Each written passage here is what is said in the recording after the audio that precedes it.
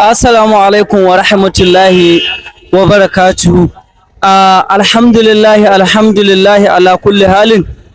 Yau ɗaya ga watan ɗaya wato shekarar mu ta musulunci, wato yau ɗaya ga watan Muharram bayan hijira Annabi sallallahu alaihi wasallam daga Makka zuwa Madina, wato shekara ta 1448. Yau wadda rana da ta yi daidai ga ranar Talata ɗaya ga watan ɗaya na Muharram, muna 16 ga watan Jun wato 2026. Ya Allah, albarkacin wannan wata, ya Allah, alkhairin da a ciki Allah ka sada mu da shi. Ya Allah, yanda muka shigo lafiya a cikin wannan shekara lafiya, Allah ka samu karshen wannan shekarar lafiya. Ya Allah, duk alkhairan da ke cikin wannan shekara, ya Allah ka sada mu da su. Ya Allah, dukkanin shari Allah ka kiyaye mu da su. Ya Allah, kuma wannan gwamnati Allah kai mana maganinta. Allah ka fi mu sanin abin da kai yake boye. Ya Allah, ya Allah kai mana maganin wannan gwamnati.